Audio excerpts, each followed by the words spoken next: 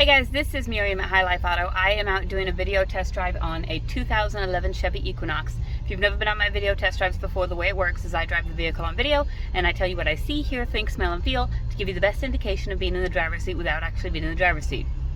I'm not a mechanic, and this is not meant to be a 182-point inspection. Rather, this is meant to be a sneak peek into how the vehicle drives and any potential issues I notice as we're going along. So we'll take a look around the vehicle, we'll take a look under the hood, and then we'll go for a drive.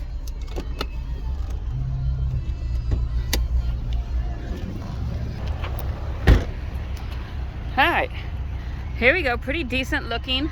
I'm trying to look. You've got a little bit of rust right down there, but it's got nearly brand new tires on the front. I think it's nearly brand new tires on the back as well. It's been detailed inside. It's clean. It's in good condition.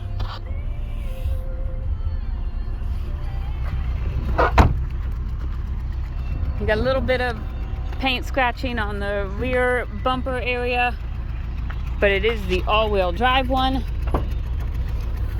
You've got that room back here for storage. I don't think I popped the hood, so I'm gonna have to go back and do that. On this side, very similar, but you've got a little bit of rust right here on the wheel wells. Other than that, not bad at all. A little bit of rust right up here.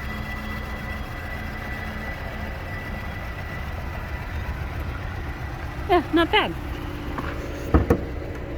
Okay, so here's the motor.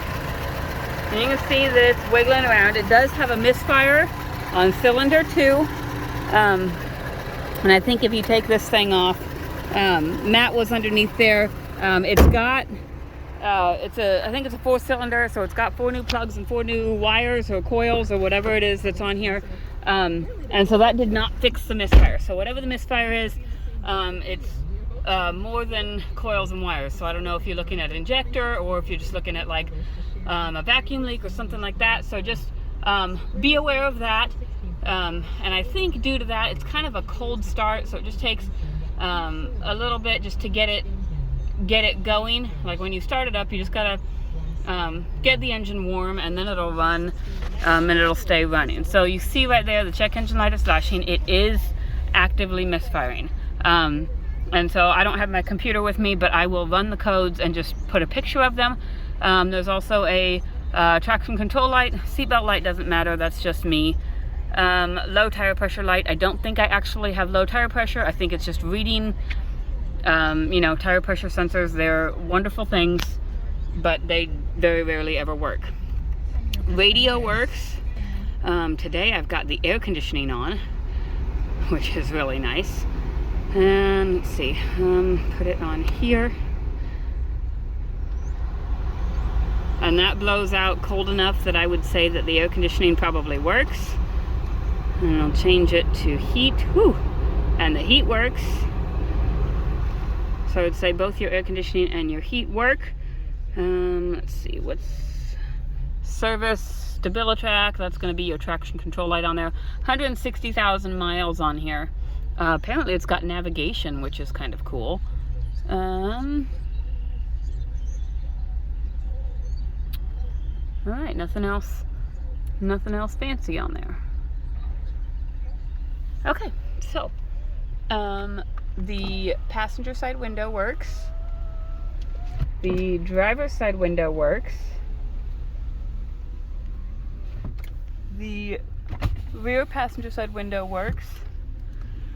And the rear driver's side window works. Okay, so we are going to go. I'm going to move my seat forward a little bit if I can figure out which button it is. Not that button. Not that button. Maybe it's a manual forward. Huh. Okay, it's automatic control everything else, but it's a manual front and back. Okay, and this has the eco button, which should press, but maybe it doesn't. Maybe there's junk in there that needs to be blown out. All right, let's go take it for a drive and see what we've got.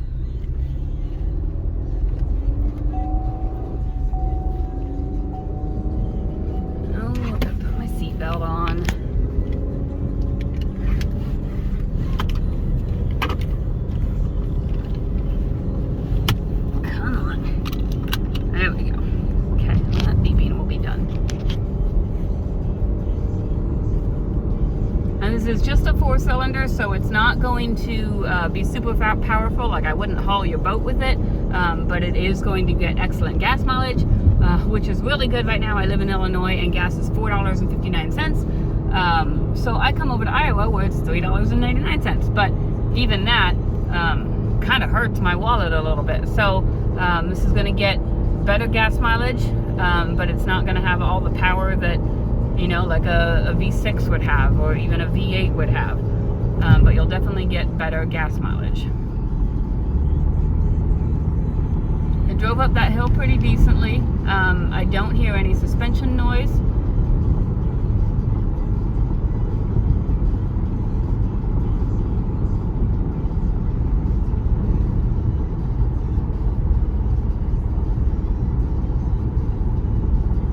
Got cars all around me, so I don't really want to test all my buttons and stuff because they'll think I'm crazy. There's my windshield wipers. My windshield wipers work. My left turn signal works. My right turn signal works. My brakes are good and solid.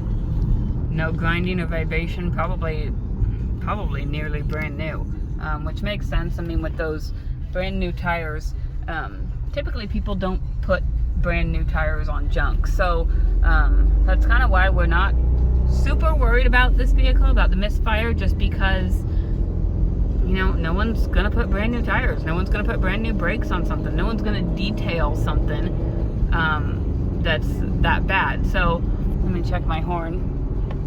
The horn works. Let's figure out my cruise works. You can see that's on. So I think, I mean, this one runs pretty good. You've got, you know, a couple tiny little rust spots, but other than that, the body's good. Brand new tires, brand new brakes. I think your biggest issues on this are just addressing the cylinder 2 misfire, and I'll get pictures of the check engine codes and that traction control code.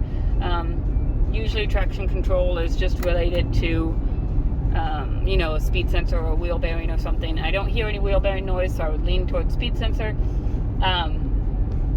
But other than then the kind of the cold start type thing, but I think that's just because of the misfire. So I think you've really got like one problem that needs to be addressed, and then everything else will kind of work itself out. But you know, take this video to your mechanic, bring your mechanic with you and have them look at this. We don't ever want anyone to get into something that's too much for them, but we do want to sell you something at a good deal. Like, if you can take this and you can get this fixed for 50 to 100 bucks, or we can take it to a shop and have them diagnose it than have them fix it for like 500 bucks, I'd rather save you guys the 400 bucks. Like, that's a win for you, and that's a win for us. So it's just, you know, so bring your mechanic, bring people who know what's going on. It seems to run and drive decently. It's all here, and I think it just needs a little bit of maintenance, a little bit of love, and yeah, like all cars. If you have any questions, hit me up. My cell phone is 309-267-7200. Thanks, guys.